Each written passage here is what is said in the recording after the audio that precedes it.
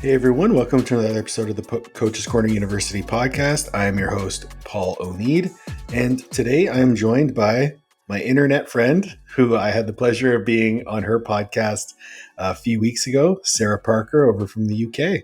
Welcome. Thank you. It's always, I'm sure you feel the same, when you run a podcast and then you're a guest, it's like, this is quite good because I'm going to get asked questions. But we, of course, have the vibe, right? Yeah, exactly.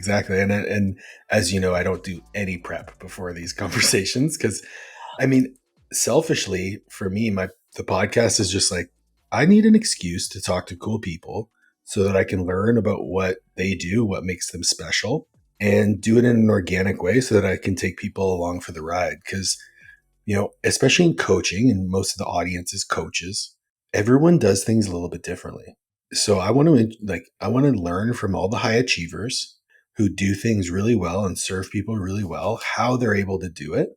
And to be quite honest, it's one of those things where it's almost like an iceberg where all you see is this unique top layer of what gets shown to the world. But everything below the water is the same. Across the board, everyone's super introspective. They all work hard. They're all service minded. They all do a ton of self work, right? But all you see is just how that's manifested in their business ventures. So there's so many commonalities between them. So let's get to learn about, what's above the water. What do you do? Well, it's funny you actually say that because this will, blend into what you're asking there. When I started my podcast, I always felt like, certainly back in the day when I first started out as a bodybuilder. So I've been bodybuilding now for around 12 years. And I'd listened to some podcasts and I used to think, I wish I could sort of find one where it felt like there was friends chatting and I was along for that conversation, like where I could put my headphones in and feel like part of the discussions. And I sort of tried lots of different podcasts and I never really found one that gelled for me. And then I sort of thought, could I fit somewhere and start my own podcast? And I realized there was a bit of a gap in the female bodybuilding discussions. Huge. Well, yeah, particularly around, and I'm sure you'll agree, PD use and, even how females look to get coaches, what is appropriate, what are they looking from the service of a coach in the bodybuilding realm, also the different divisions, what isn't discussed, and what could I bring to the table in the podcast world. And it started with this vision. So like you say, what is the vision? It's down here, isn't it? It's at the bottom, it's in the foundation. What gets me out of bed every day? What drives me to continue doing the podcast and being a bodybuilding and lifestyle coach? And it's this dream. It was literally, I'd go out on my walks in the morning, doing my preps and everything. And I thought, I'm going to do this. So very much probably similar to you in regards to preparation for projects. I spent 6 months researching, listening, literally talking to anyone that would listen to me. I have a personality type that rambles a fair amount, so I have to find the right people. And I was so invested in it, got artwork made, invested in the podcast. And then I thought, fuck it, I'm going in. Started the podcast and now it will be 3 years next January. Nice. And yeah, it's just for me. And well, like yourself, Paul, you're sitting there, you've had your surgery, you're still getting the podcast out there as soon as possible. And we find a way because for sure, it's so important to me. And I've always said from the very start, I will show up every single fucking week, and that to me, that's a promise to my listeners, the future listeners, the current listeners, and everyone that supports me. I want to be there. I want to show up every week, no matter what shit I'm going through. I'm there for my listeners, and that drives me no end. And a lot of my clients then came from the podcast. And, when you're talking on a podcast every week and people get to know you, it's like, I'll do a consult and the person already knows who I am because, they're invested in me, my coaching style, my ethos, the guests I get on. And it's just evolved into this, a dream come true, really. It's reality now. What I dreamt could be possible touching on 3 years ago. So when did you start coaching? Like, what were you doing before coaching and when did you start coaching? Good question. I don't know if I've really talked about this on my own podcast much, but Well, there you essentially, go.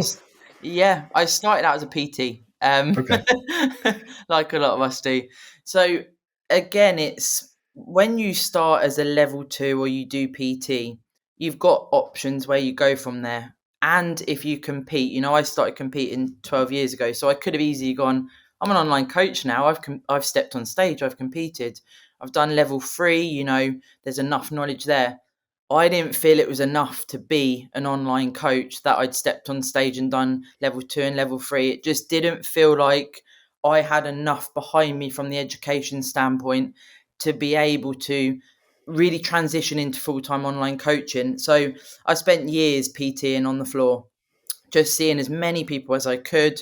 I Hmm. also have background in, I trained degree level in sports massage, so I have anatomy and physiology through that, and manual work as well. So I was massaging, I was PTing, I've done 7 preps myself, and until I'd sort of done, and I felt like I got to a point where I was like, right, I've worked with so many different people one to one. I had a couple of online clients which were more lifestyle clients, just to sort of get in the groove of it and get into how I do check-ins and all of this stuff, and doing the massage, all of this stuff. I also managed the gym for, so I managed there for about, I think probably 6 years, but I worked there for 11. So I pushed things as much as I could, I guess, in human form, and get into shows, meeting competitors, to then go, right, I feel like I'm ready. I also met Matt just over 2 years ago, and he was like, why aren't you online PTing full time? And I was like, well, am I going to be good enough? Right back then, I'm like, I need to know as much as possible to be able to take people, where they want to go. And at that point, it was like, I've definitely got the skill set here. Maybe there was that lack of confidence to let go of a salary as well. That was quite big. And then Matt doing it full time as well. I was like, do you know what? It looks like it's the time for me to just go, fuck it, I'm all in. And I just started to sort of delve into social media and what I would do there. But certainly still now to this day, I'm not looking to have hundreds of clients. I really, really no, I really love the level of interaction I have, giving 100% to every client, whether they're a lifestyle or whether they're competitive, whatever category my clients fall into, I'm giving them all 100%. It's just not possible for me personally, for what I offer, to do that for, a big amount of people. I wouldn't be able to sleep. It wouldn't be possible. So I know my lane, and I'm happy to stay in it, and I want to keep progressing my own education as well. Working with Austin as a mentor and doing everything there has been super fucking cool. And just continue, it's, you're always a student. I know you agree with Yeah, that. for sure. Always, super important. So listen, there's a lot to tease out of that. Like, I mean, initially, I think a lot of young coaches, they deal with this imposter syndrome. At least the good ones. The good ones will deal with imposter syndrome. I think, oh my God, the 2 liter bottle. Um, that's Mm-mm-mm. amazing. Then there's the people who are just like, I'm going to coach. And then they jump in and coach. To me, those are the ones that never last. And if they do, they go through this massive transformation. But, the idea of I need to have enough experience to actually be able to serve people is lost. And also the benefit of, you think about the number of lives that you touched before you even step behind a computer screen. It's only going to let you communicate better, empathize better, um, you know, plan around different behaviors and different strategies. Like, there's so much that you learn from coaching on the floor. I think the way that I conceptualize it is, I was a college strength coach for 5 years. So I worked with 500 student athletes, squatting, benching, and deadlifting 3 times a week for 5 years. That's a Yeah. lot of reps. So when it comes to programming, when it comes to exercise selection, when it comes to technique, that comes very naturally to me. And so putting that behind a screen becomes really easy. I don't know where I would be if I didn't have that experience. I'm the same. The personability as well. And when you're working with people one to one, I feel like maybe actually you've got me thinking. You always get me thinking, Paul. But when from actually thinking about this, I feel like my coaching is unique compared to other coaches that I sort of come across, and the feedback I get from clients that come on board who have been coached before. And I feel like it's a unique in a way because I feel like I've got the skill to read people to get the best out of them. And even if that means going through the worst together as a coaching relationship, to work on the things that are potentially holding them back, maybe the lack of self-belief, etc. The mindset side of things, I do get phenomenal results because perhaps maybe from, like you say, years of being one-to-one with people, it's very different when you're in person. When someone comes for a PT session and a family member's have died, or they've lost their job, these things, it's real, right? It happens. You've got to think on the spot there. I wouldn't just be like, oh shit. You're already thinking, how can I help this person? But it's within minutes. Now we receive a check-in or we speak to someone remotely.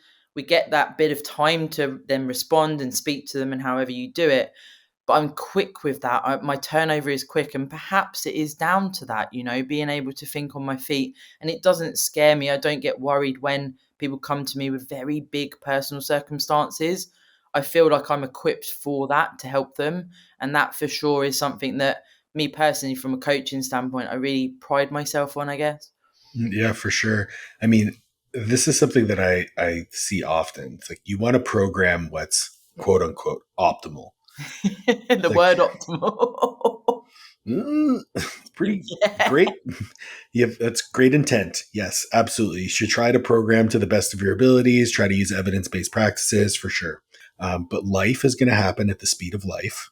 And the client that's working with you is relying on you as a guide, right? You are the guide to help them navigate these treacherous waters that they're trying to tread through on the way to whatever goal that they've set for themselves. So I think you build your experience through obviously volume of people. You build your experience through uh, your own journey. And then you also build your experience by just learning as much as you can from other coaches who have been there. So you mentioned working with Austin. Austin's a good buddy of mine, and I think I have a ton of respect for what he does in the industry. He's probably one of the only ones doing what he does in the way that he does. Love him for that. I joked with him. I was like, "You're the only dude who I'm okay with my wife sending pictures in a bikini." You can Um, trust Austin for sure. I can trust Austin.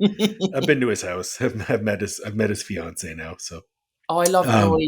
Shout out to Joy for sure. What a lovely human. So cool. so tell me a little bit about your own journey in competition. Like, how did you said you started 12 years ago? You did your first show. You've done 7 preps. Mm. Why aren't you a pro yet, huh? So, well, I have actually got 3 pro cards, but in the Oh, UK, it's quite, no, just no, 3. no, but No as big, just it's 3 pro different. cards. It's different for, of course, the UK versus some other countries, mainly the US, because I don't have an IFBB pro card. So that's the sort of the difference, as it were. Now, when I got my pro cards, it was all in the same season, and I say it like that, and people might be listening thinking, fucking hell, all right, you got 3 pro cards, but far from it, guys. I I still can't believe it when I say, I have been able to climb the ranks on the UK scene, because I'm very much an underdog, Paul. Like, I literally come from no sporting background. As a youngster, I did go through essentially drug abuse, alcohol abuse, a lot of things that took me to very dark places, right? And my upbringing, it wasn't the best on paper, as it were. And I haven't come from anything. I literally found bodybuilding after I competed in Ironman, and my back was very, very bad from a previous car accident at age 17. And it got to the point where I was, running a lot and doing everything for the Ironman training. Did a half Ironman, and I thought, I cannot do this anymore. Like, I'd get out of bed, and essentially crawl to the floor, and then I'm out doing a run, and David Goggins mode. And I had to find something else. So I was like, okay, I went to a bodybuilding show to watch, And I mean, I looked up at the stage and I'm still the same. I'm going to a show this weekend and I'm like, oh my God. I look at the stage and I see what everyone's poured into that. And I thought, a bit like my journey into the podcast and coaching, could I do that? And I was like, no, absolutely not. And it was like, when there's a seed sown and then I'm, going back, doing the gym, I was very sort of, it was a transitional phase, quite lost. What do I do now? I'm not doing triathlon. Did the PT award, etc. And then I'm like, I remember it like it was yesterday. I'm on the leg press, and I was like, I'm gonna look for a fucking bodybuilding coach. Maybe I could do it. Let's see. So anyway, long story short, found a coach, started with him, and I was actually with that coach for nearly 8 years. Oh, wow. Yeah, I mean, it's very much me. I'm very loyal. If something works, I'm not one to go for like, I don't get magpie syndrome. I'm like, if this is working, I'm rinse and repeating it. It really sits well for me. So stayed with him for nearly 8 years. And we went from literally, my first prep, I was skin and bone, like Yeah. The so lean, but classic bikini, first time bikini competitor. Yep. and it was wild. Like my mum in particular, like, right, she's having talks to me. Have you got an eating disorder? In all seriousness, it is something that I talk to clients about with parents around you, people around you. People were talking about me at work. I dealt with a lot of external pressure. Why are you eating this? Why are you doing that? Are you over exercising? And for me, the first time, I'm sort of saying, I've got a coach that is a bodybuilding coach. I trust that he's getting me to do the right thing. I'm following the plan to the letter, and it unearthed just purpose in me, something that got me out of bed in the morning, something I could be, and this is what I love about bodybuilding, something I could be good at without a prerequisite, right? Like I can pour everything into this. I've never ever cheated on my diet ever, and I know people say everyone does, but I never have. It unleashed a neuroticism that was like, holy shit, like this is fucking epic. My whole life became bodybuilding. And till I got that first win, I did 3 seasons. I came dead last for 2 seasons. And that's, prep, a small off season, a prep. The third time I stepped on stage, I came sixth, and it was like a taste of shit, right? Like, is this a thing? And I remember the fourth season I went into, I said to myself, if I don't get anywhere here, if I don't get at least a podium finish top three, I just don't think that I should be pursuing this to this, the level of the extreme nature of it, the health consequences over time, etc. I don't think I'm going to be able to continue doing this just to do it. And that was just, a personal discussion within my own head. And I did a lot of work on myself, a lot of mindset work, visualization. I did a longer off season. I started to be more intentional with my training. I started to understand more about stress management and recovery. And something switched inside me when I started to believe in myself, essentially. I'd do meditations every night. I'd visualize stepping out on the stage and winning. I'd, be manifesting this because I'd put the work in to do it. I'm not manifesting and not doing the work. And, I stepped on stage the first time that season, and I don't know, something had switched, something had changed within me. And that went from getting the tan the night before, I had my hood up, I had this like grime music on, and something was different. Like, I'm like, I'm going to do this. I'm going to be an underdog, like the movies you watch.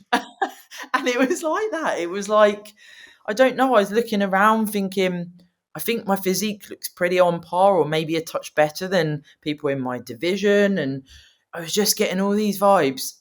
And then I stepped on stage, and even now, like I can look back at videos and stuff and I look and I think, you look like you're the winner. And it's weird saying that because I'm not saying that from an egotistical point of view. It's like, whoa, that's me there. And then I did another show. I came second. Best thing that ever happened to me, because you do not guarantee you're going to win in this sport. So it made me realize I've got to fucking work it every time I'm on stage. And then I came second again, and I got a pro card. And then I came first, and I'm like, whoa, what is happening here? I'm competing internationally.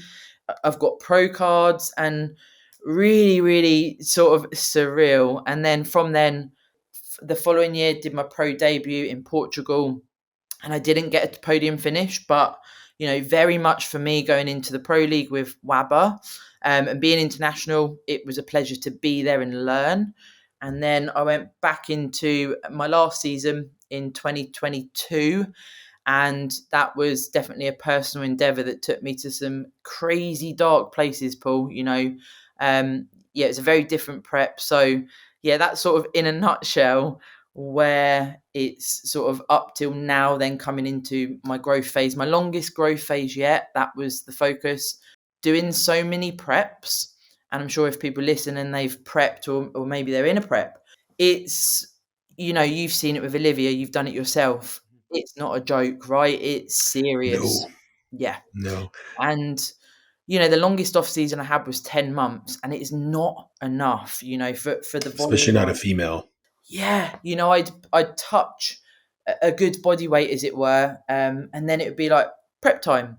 Now, I must also add that for me, I was actually in a bad partnership that ended up in a marriage, and it was a very bad behind closed doors relationship. Essentially, what I unearthed with the neuroticism was my safety blanket. I often say, bodybuilding is my religion.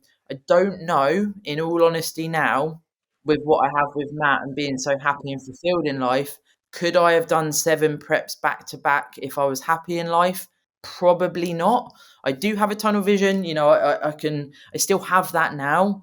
But when I look back at those 12 years, I mean, 10 years, 7 preps, it's a fucking lot. And I don't really know how I survived that, but I did. And I'm now here in growth phase. So there we go. So there's a lot I wanted to tease out. You kind of beat me to it with that last comment because so I'm of the belief that if you want to achieve anything great, you cannot be balanced. Okay. I I will put that I will hold that flag, stand on the mountaintop and yell. But in life, if you do want to be happy and fulfilled, it cannot be unilaterally focused. Right? You look at somebody who is only focused, we'll just use bodybuilding as an example, only focused on bodybuilding. I would venture a guess that if you pulled back the curtain, it's not a very happy person. And so this is where the neuroticism that you mentioned, you said this glorious neuroticism. Look, I'm as neurotic as they come, but type A to the core. But I wasn't really able to be happy until I learned how to flip that switch on and off. And I was going to ask you, how did you transform? Because I know as well, like you can't be that neurotic and have a good relationship. You just can't. So what was that process of learning how to flip that switch on and off? Because for me, I'll tell you right now, it was like, what do they call it? The dark night of the soul, where you look at yourself in the mirror and realize that you're the source of all the unhappiness in your life. Like that was it for me. And then so it started a process of regrowth. But what was that? What was that like for you? I feel like certainly for me, there was definitely, I guess, like being reborn, and having been in an unhappy relationship. It wasn't right from the word go, but I was like 21. For me, I've touched on there about sort of earlier about drugs, alcohol, etc. Not a great childhood in some respects, and I feel like when I met him, it was an element of safety, protection. He came from a well-off family, and they almost mollycoddled him, and then that sort of it came into me as well. And it's like this safety blanket of like you're always going to have a home, warmth, money to buy food and things like this, which had been unstable for me for a number of years. And I always felt from the word go, I was sort of this underprivileged person in a privileged life. And I sort of felt like it wasn't right, but there was elements of so many things that were like, maybe this is what marriage is. Maybe this is what a relationship is. You're never going to be 100% happy because we're led to believe that in life, right? Like that you have to make so many compromises. Good So it's, enough. Good yeah, enough is the fucking worst. yeah. And it's like, oh, yeah, but he likes to do that. So I have to do this. And that's what it was like. And And there wasn't really an attraction there. I'm not saying it was really bad, but there wasn't that like chemistry, and that was never really there. But I'd never had that, so it was like, okay, so again, you're led to believe you get married, and however long in, it's like you don't have sex, you don't, and so I'm just like this housewife. I'm in my 20s, like, okay, bodybuilding's enough to then deal with, okay, this is just, it is what it is. Then when I was working on myself, I'd done very well in the bodybuilding, started the podcast, meeting more people, going to some expos and things.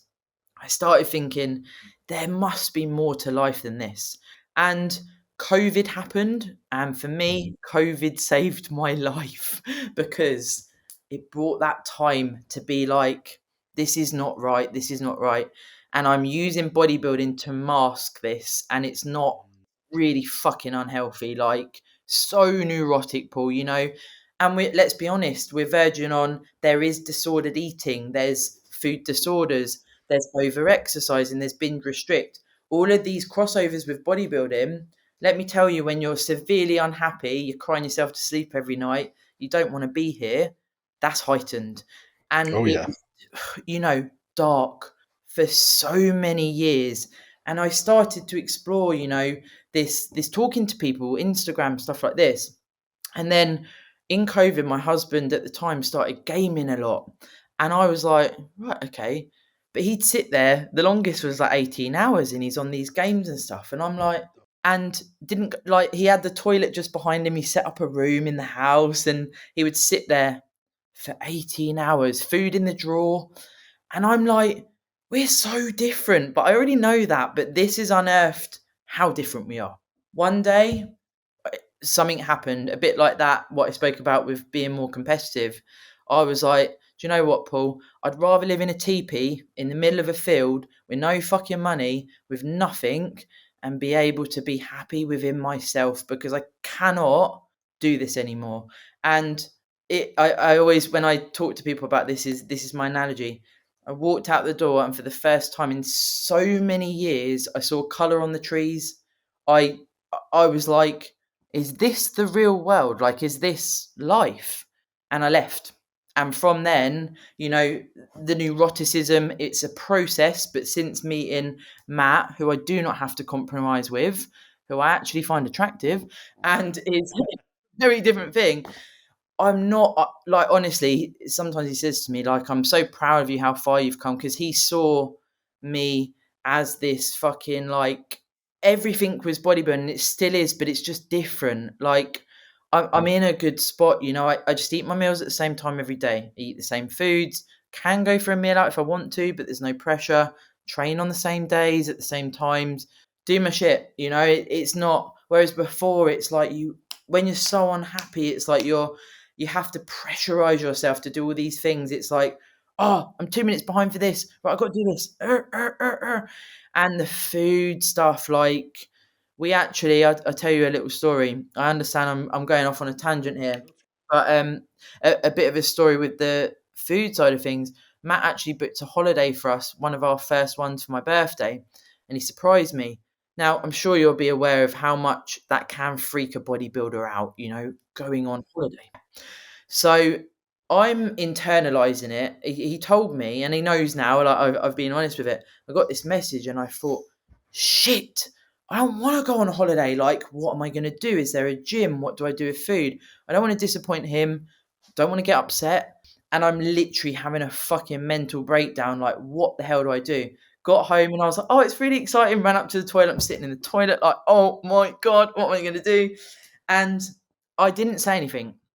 We got on the flight, we're on our way to the destination, and I fucking literally broke down. Like, it was like an epiphany.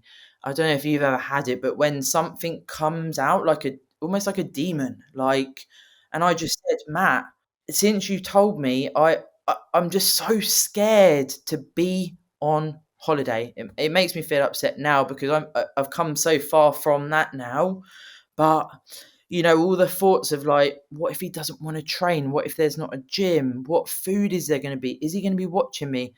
This is all fictitious in my own mind, right? Like, Matt is so, he's my calm. He is, he's a person that balances me out. And from that moment of hitting that rock bottom, I just was like, I need to sort my fucking self out. Like, this is not okay. This is not okay. Like, I'm it, I'm I'm laughing because so Lev and I love traveling. We love going on vacation. But like if it was up to me, we'd go on vacation, but I would cook all my food. I would like prep all everything, and I'd make sure there was a gym nearby because I like training. It's not a chore for me to train, right? So I don't really feel like I need a vacation from it. I know it's good for me sometimes. yeah. So it was funny because when we started dating, she was in prep. Yes, me So and she Matt didn't were. realize how neurotic I was. When I met her, I hadn't had a cheat meal. I hadn't had a meal off plan in 6 months. Oh, But whoa. for no other reason than I just didn't feel like I just didn't have the desire to have one. And so she finished prep and she was like, yo, are you always like this? I'm like, yeah. You meet. Um, so like we go on vacation. Like now she forces me. She's like, we're not training on this vacation. We were supposed to go. We were supposed to go to Croatia and northern Italy for our honeymoon before I got hurt, and we had to cancel the trip. But she's like, we're not training, and you're not packing food. I was like, It's so okay, built in. but it's good for you to fucking relax. No, this. Do you know what? It's funny you say it like that because this is what I've had to learn to actually, And for me, right, I'm saying bodybuilding is my everything, and it is. I now understand having a partner how I want to share my life and have Matt, but bodybuilding is still very much my thing. However, when you learn to relax, recover, manage your stress, go into this Zen mode at times, you watch your physique change. And that for me has been a big, big difference. Absolutely, Also, my pain from that chronic back pain I mentioned, it's still a journey. It's degenerative discs in my lumbar, so it's not something I'm going to get rid of. However, like honestly, I don't feel it's like I still want control, right? I still want to know what my schedule is. I still want to box. I've got certain things I do each day, but I don't have this like het up nervous energy that I had before, and that has come from finding my person. And I never ever felt like I'd want to share my life with someone. Like I always felt like in every relationship I was an independent person with someone. Like I never it was never like this is the person I'm with for the rest of my life. Like I didn't want to share stuff. I wanted to do bodybuilding separate. I'd go off to my expos and all this. And I know you know exactly what I'm talking about here because you have this.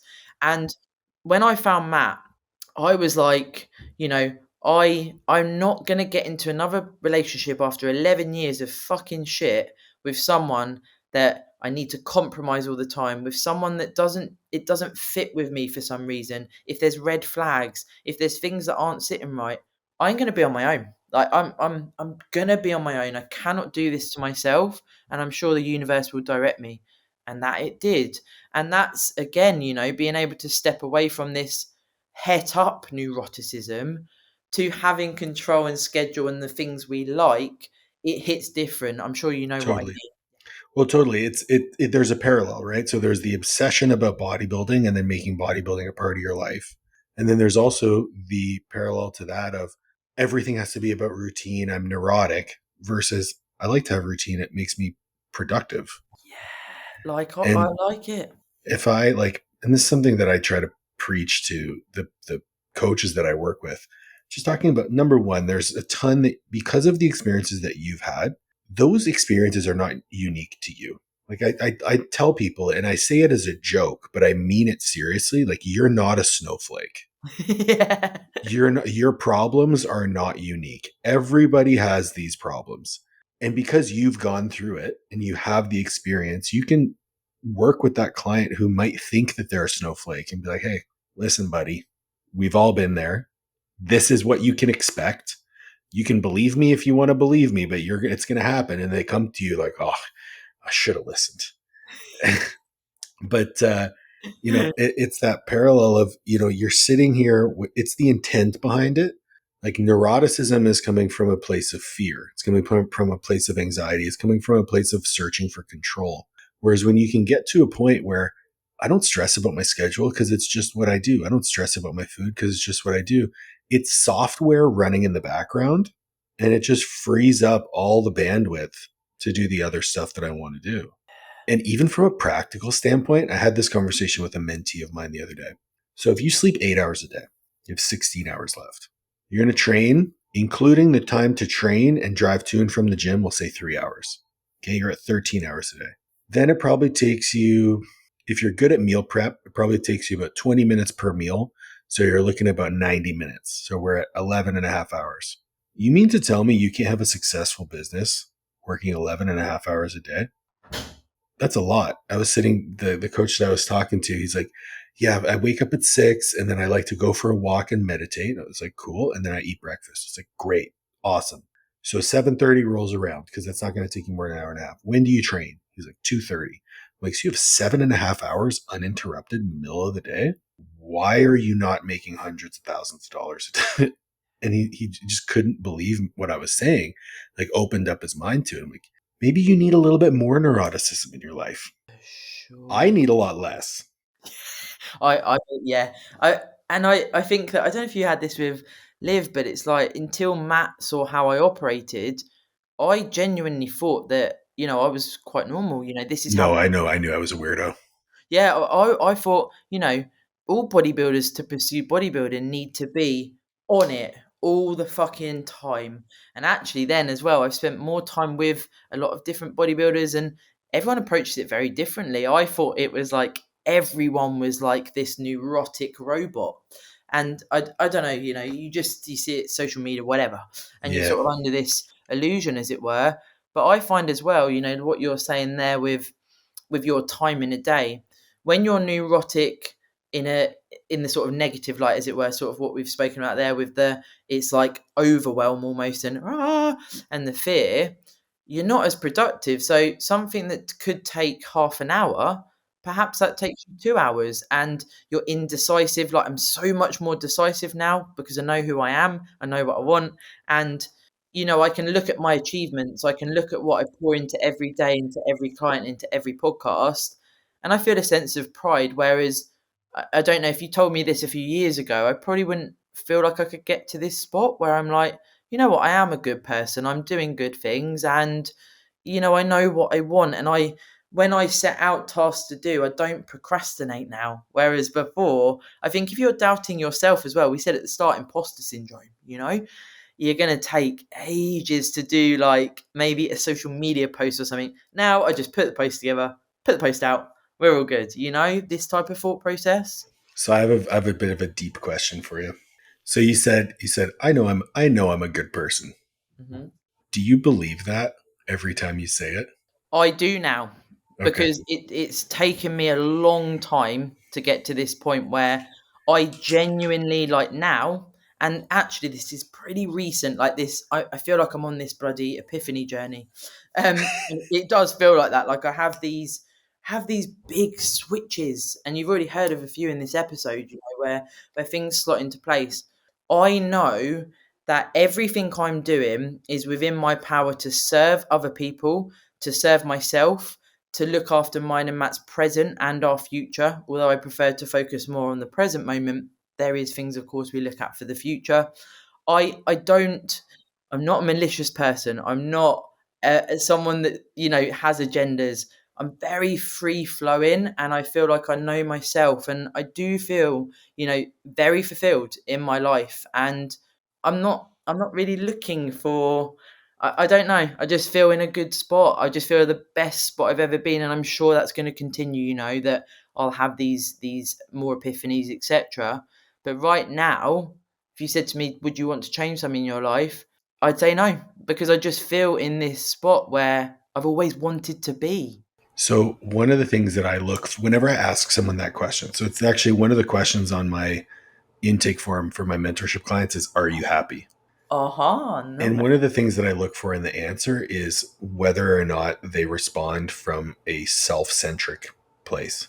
It's like, are you happy? It's like, well, I feel this because of the things that I've done and I am blah blah blah.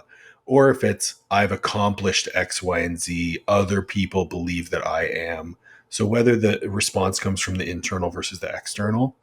And I find in a lot of instances when we lack confidence in ourselves, We search for that confidence and reassurance from other people. You will often hear that that's a bad thing. I don't agree. Like, I don't think that that's bad, because if all you do is think about yourself, you're a narcissist, right?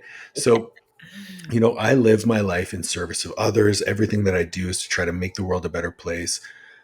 I have a lot of different ways that I conceptualize it, but essentially, like, we live two lives. We live our physical life, and then we live the life of the words people speak about us. So I want to live as long as I can, right? In the impact that I make on the world.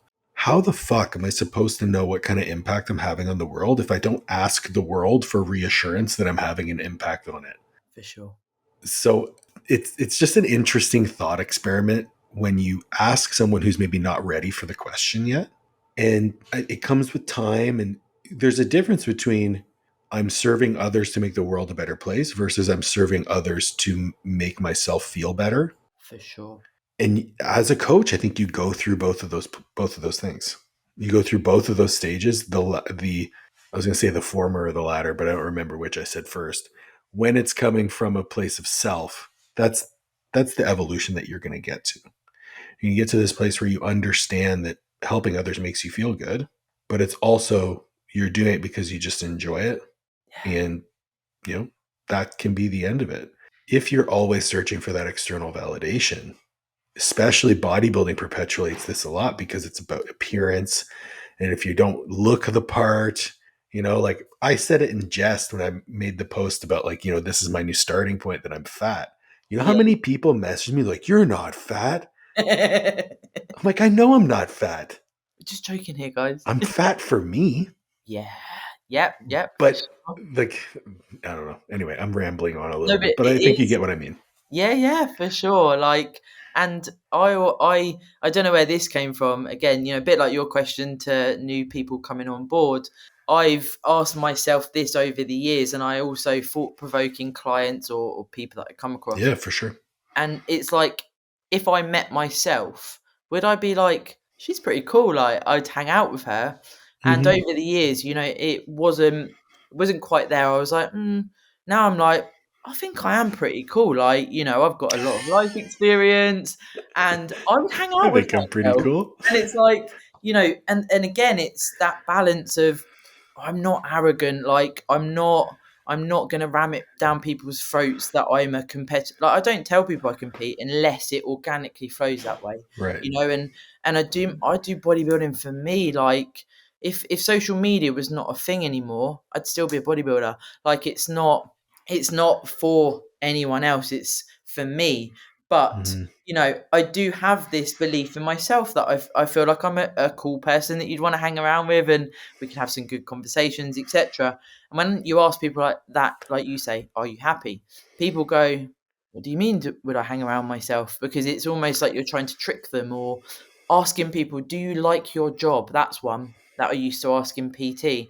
And I'd have people be like, why are you asking me that? And get very defensive. And I'd be like, I'm just asking you, your day-to-day life, how's your job, and this type of stuff. And people don't expect it, do they? Whereas you or I, we could answer that. And it's not a sign of we're further along or better or anything like that. We've done a lot of work on ourselves. And I think there comes a point where you need to go, do you know what? I have done a lot of work on myself, and I feel happy where I'm at, but I'm Mm-hmm. still learning. I'm always still learning. Always still learning, always trying to get better. You You can know, always I, get better. I had no idea where this conversation was going, but I absolutely love the direction. Because I mean, we're talking about our own experiences, but whether you're a coach or whether you're someone who is looking for a coach or is being coached, we all go through these same things. It just manifests a little bit differently in everyone's own path. Um, so for you, like, what's the plans business wise with you and Matt? Because you guys are you work for the same. You guys own the company together, right? Yeah, so both online coaches. I'd say and maybe similar, because I remember you touched on this with Liv as well, in regards to, like, you'll get people inquire, and then it might be that maybe they're more suited to you or Liv, or me and Matt, vice versa. And I really like the mindset side of things, as I've spoken about, and then delving into everyone has that sort of baseline. We can both do nutrition, we can both do training, but you get intakes and you think, who's going to be suited to which coach more? And that's been really nice as well. And I certainly find, again, I don't know if you found this, but when if there's something that I'm not 100% sure on and it's something that I want to run past Matt because he's experienced it before or more than me, Oh like yeah. it's really cool, isn't it? Because again, I feel like if you're potentially in business with someone or a partnership and business together, you can feel this point of like, well, I should know everything. I don't want to ask anyone for help. Am I good enough? Am I good enough? Mm, All of what happens. And that certainly allowed us to, we have a top shelf of clients that we sort of discuss and how we want to do things. We've just come back to the UK from being in Thailand for 10 months. So we need to secure a premises as well. So we've got a house. Matt's now working in a gym doing PT as well. So we're cool. both online coaching. He's PTing, and we've just really got to this point where it's sort of like we're in a good spot with our schedules. We're going to stay in the UK, which we needed to decide because it's like where we came back from Thailand. It's like, are we staying here? Are we going? And various other thought processes. Matt settled in at the gym, so now we're again, we spoke about this when you came on my pod. I'm not very good at marketing. I'm pretty shit at selling myself. I'm getting better at it, but you won't see my Instagram going, I've got 5 places left, and the things that you might see, Ugh. it's really not me. I've never been able to do it. I've even had business mentors that have said like, you need to do this. You've got 12 spaces left. You got this. You got DM me. It just doesn't sit well for me. So Yeah. I'm so organic, Paul, and I have enough clients right now to feel, I have enough financially because it's still our job, right? I think some people maybe don't realize that this is how we need to earn money, so it's still Yep. my job. So I have enough for what I need, and I'm okay with that. I'm pretty good there. However, I do consults like yourself. I want to catch the right vibe. Goes both ways, guys. If you are a coach listening, you want to pick that up from the client as well. And, Yep. just taking people on when you've got a bad vibe, it will end in shit. Paul and I can probably both agree there. 100%. So I'm not I'm not in a point where I'm like, I need clients, if that makes sense. So I'm very sort of in this really nice spot where if people come on board and they maybe speak with me off the back of a podcast or something like this, I'm like, okay, let's have a talk, let's see. And then, as I say, I've got this idea of, potentially where that top shelf would be. And I don't, I don't put that out there and stuff. It's something that's within me because I Hmm. also think if I'm too concrete on numbers of this is how many I need to get, and I get there and it's too much or I want more, I want to be able to sort of, as long as I'm financially stable, Right. I'm very much I live to serve the clients. I'm not like, oh, I have to have loads and loads of clients, if that makes sense. Yeah, for sure. I mean, you hit on a number of points there. Like having a partner in the business to just bounce ideas off of is so valuable. And I mean, we're in a unique situation where, I've been coaching for 20 years. Liv is Mm, 8 years younger than me. So there's a lot of things that she's learned from me or that she's asked about. And this is something that I admire a ton about her is she wants to learn, she wants to get better. And in a lot of areas, she's way better than me now, Me and like Matt are the way same. better than me. Um, and I love to see it. It makes me so excited when I see like, the testimonials from our clients and stuff like that come through. And we also have 5 other coaches who work with us. So we have 5 other coaches under Master Athletic Performance that all do incredible things within their own niche. Like we have Nat, who does a lot of work with military and first responders. Oh, Carly's a physiotherapist. Francesco has been a nutrition coach as long as I have, and he's worked with thousands of clients with the different companies that he's worked with. We just hired Jaden and Matilda, and they're young coaches who are really fired up to do great work. So mm, when an intake comes in, fuck, I might pick. I can get as granular as you want, and I'll try to find the right person for you. yeah. Um, but that has come with. I was having this conversation yesterday. Like my coaching roster, when I was just coaching, I was coaching like 80 people, and it was like It was fine. Coaching 80 people is great. I was making good money. But then I realized that if I wanted to do mentorship stuff, I had to respect the quality of service that I was giving my clients. And so in doing so, I downsized my roster to 60. Mhm. And then mentorship and education started taking a bigger role. I started doing more podcasting, more YouTube stuff. I was like, I can't work with this many people. So I dropped it again. And people are like, well, why are you dropping it? Like, just change the way you do it. I'm like, no, I love coaching the people the way that I coach them and giving them the attention that I give them, the education, the touch points, the support. If I was to lower that, number one, I'd be doing them a disservice, in my opinion. But number two, I wouldn't find it as fun. For sure. And I'm in a unique point in my business where I don't do anything unless it's fun. Yeah. And it is, when you start out as a coach, initially you need to obviously get that stability financially, don't you? Right. So you learn from, like I touched on, if you catch up a bad vibe, it's like maybe don't pursue that. If you really like, there's something not right there, and it's something you learn from the experiences of getting to that point where Yep. I think when you do get that stability and that security, you can then go, okay, so I've got enough clients for the financial standpoint. Okay, so if I was to take on more clients, can I still offer the same service to my current clients? And does this person, is this the right fit? Okay, I'll take on another client. And then maybe as coaches, we can sort of go, okay, I've got another 5 clients this month. Okay, cool. This still feels all right. Still offering the same service. I'm still having fun with the service, like you say. Mm-hmm. I'm feeling good about it. All of my clients are getting results, or majority of. Okay, so where does this go? And then maybe you have a client dip off. Okay, another client comes on. And then it's this like really nice spot. And I feel like then we're not led to do the certain things that we do see on social media that aren't something I'm comfortable with.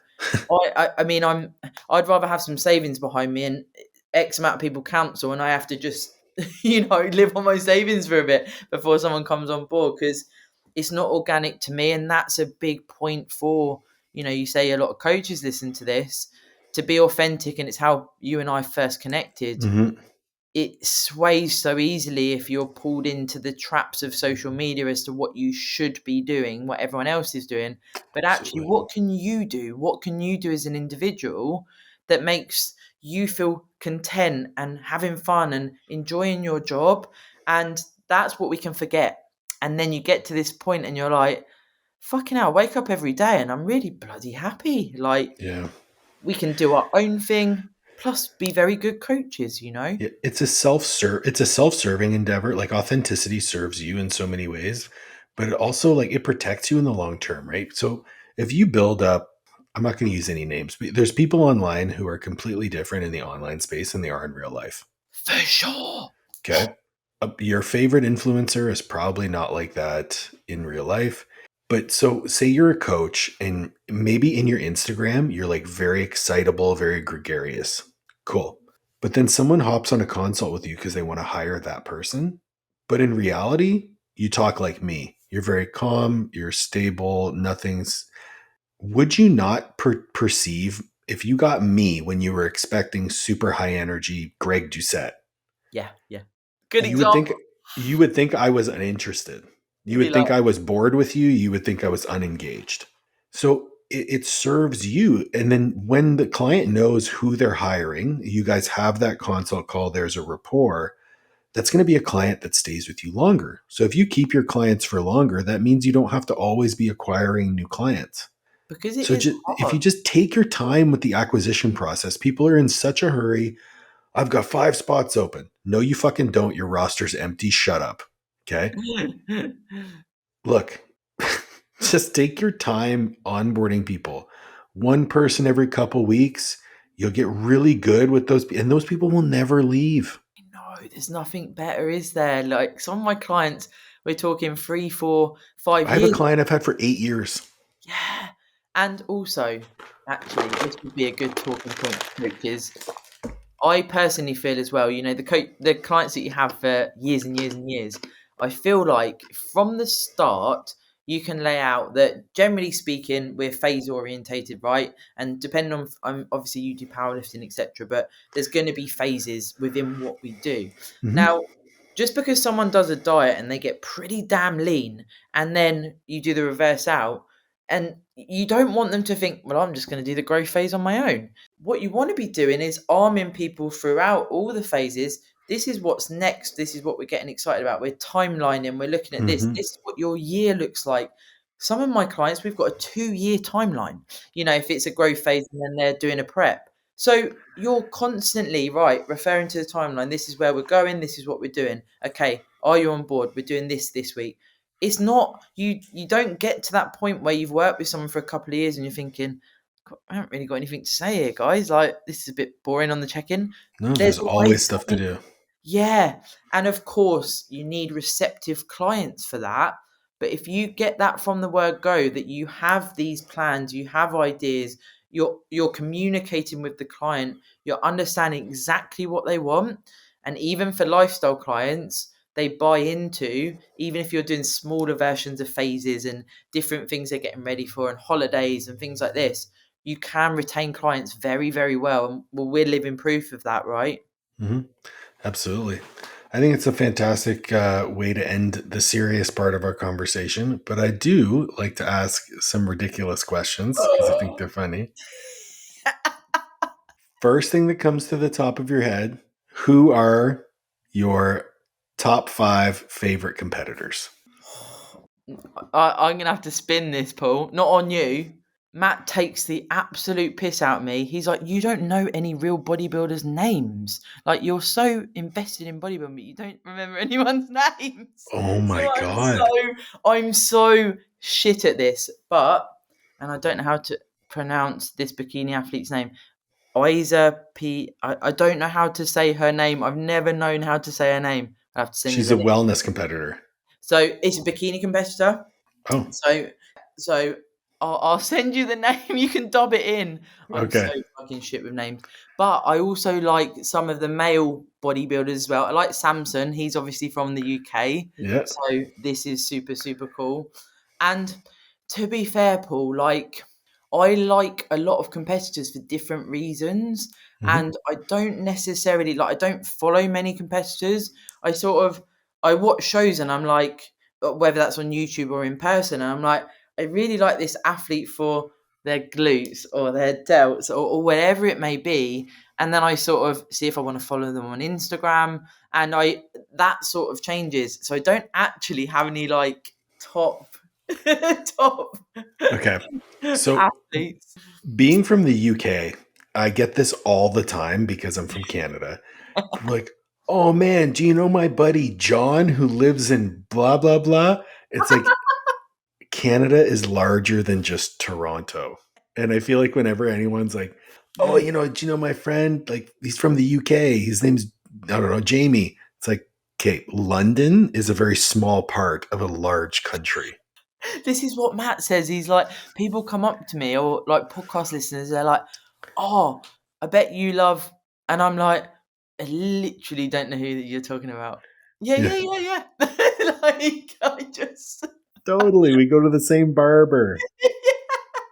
but I do like, I guess for me as well, from why I bodybuild and what bodybuilding gives me, I don't know if you'll resonate to a certain degree here with who you would follow and things, but I know what, generally speaking, bodybuilders pour into competing. Mhm. And I just have such a respect for all competitors. I guess maybe that is part of why I'm not sort of like invested in top people, as it were. Individual. Because yeah, I know amateur competitors that will follow their journey. Maybe they listen to the podcast and stuff, and I'm like, this is a fucking incredible human here. And then I'd probably remember them more than I would like someone famous as well. Yeah, I mean, so with my social media, if I don't know you or want to learn from you, I don't really follow you Same. because, like, I don't want to be a consumer to a large degree. Um, but I'll watch like YouTube videos of bodybuilding, especially like, you know, I might have been a competitive powerlifter at a much higher level than I was bodybuilder, but I started my fitness journey like idolizing bodybuilding. Actually, the first bodybuilder I ever really followed was Fuad. Oh, really? Because Because he's got yeah, a because podcast. he's got a podcast, but Fuad's Lebanese and then Yeah. half Lebanese, Oh, and are and you? he's Canadian. So I'm Canadian. So I was like, oh my God, this Canadian Lebanese guy is super jacked. I'm like, and It's my back then he twin. was, yeah, I was like, oh my God, I'm going to be like Fuad. And I got to meet him at his show because Liv's first show was the show that he hosts with Paul in Toronto. And I met him and I told him that. And he's like, what? And funny enough, the reason I never competed in bodybuilding was because when I went through puberty, I had gyno. So I was like, I didn't want to have the surgery and I didn't want to compete. So I was like, fuck it. I'm just really strong. So I'll just compete in powerlifting instead.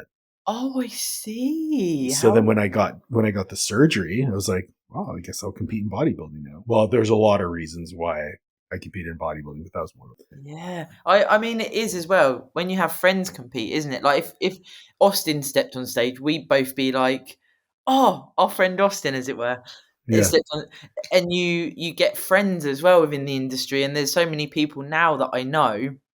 It would probably be quite hard to choose like X amount because I have a lot of respect for many athletes that you do start to get to know. Like you said, I don't follow people unless I'm gonna. It's almost like get something from it, like not to Yeah. be a dick, Oh, but but that's what it is. Listen, social media is a tool. And I think far too often, especially as professionals who use social media for promoting our businesses, we become consumers as opposed to contributors. Mhm. And it's a massive time suck. That was actually one of the hardest parts about being injured and being in bed all day was it's so easy to get distracted and like doom scrolling. Cause like I really only have a certain amount of work that I have to do every day because I'd be training or I'd be going to do my cardio or, making meals and stuff like that. But I'm here all day, Liv's making my food, bringing me in. My fucking shitter is two feet from the bed, so I was doom scrolling and it took me forever to do anything. Man, on Friday when he told me I was allowed to drive, I have been like, I'm like back to being myself. Yeah, it Oh man, does. it It feels good. sucks you in, like, and I'm lucky in regards to the social media. And I think it's because of our point there. It's like I don't. I've always had it as a positive place. I've had a couple of things, like very small things, people being critical or the odd, the odd troll, as it were, and I'm cool with it, whatever. Yeah. However, for me, it's a positive space that I wouldn't have met you. I wouldn't have Yeah, met a for lot sure. of my podcast guests. And for me, probably similar to you, when we're doing a podcast we post the reels on the social media and we formulate respect in the industry and we get to know industry leaders through it. And it's a very different realm when you're not just following hundreds of people that also can sway your authenticity. Absolutely. And I love how you turned a silly question into a deeper question. So there you go. If if there was okay, here's the last question. This is where I get you to do my job for me. Who's one person that you would like to see me interview on the podcast? Caveat is that you have to help me get them on the podcast. Fuad. You can't get Fuad on the podcast. I know there is lots of people I've tried to get on my podcast and we can only get certain people. Who could we realistically get? Oh, have you had Austin on, by the way? Twice. Yeah, same. I've had Austin on quite a few times. What about? Well, we both know Dr. Scott. Could we get someone that he Oh, knows? I would Or love to get Dr. Scott on. well, I'm he's got a waiting list, but I'm sure I could. sure he has a waiting list. He does. He's got a very long waiting list of podcasts, and he's a man of his word. So It's he's true. actually got dogs as well. So as you are, dog father, there's a Yeah. lot that he does for them. But maybe someone within that space. Maybe it's Dr. Scott, but Think on it. you're not allowed to call him Dr. Scott on a podcast, though. No. Just so you know, you're not Scott. allowed. I do because I wind him up. However, we're not allowed to. So maybe it will be that, but I will have a think about it. Okay. Sounds good. If there's one parting word of wisdom you had for the audience, what would it be? Be authentic Oh, perfect. and kick Sarah, some fucking ass. You get one life, and I know it's cliche, but you have to do what's right for you, and you know within what is right for yourself. Yes, it can take some time. Yes, it can take some negating. But remember my story about living in a teepee with fuck all. If I've got a smile on my face, you can do phenomenal things with your life if you take that first step to owning your destiny because you have that in your control. when you said teepee in the field, I immediately thought of Peaky Blinders, like the gypsies in Peaky Blinders. That's my favorite show of all time is Peaky Blinders. Oh my God. We're getting Peaky Blinders on the podcast, guys. I have the hat. I bought the hat. I love that. Thank you Thank for you. inviting me on. Oh, thank you for coming on. I'll have links to where everyone can find you and your podcast in the show notes. Thank you, everyone, for joining. Please make sure to like, share, subscribe, ring the bell for notifications, and we'll catch you on the next one. Thank you.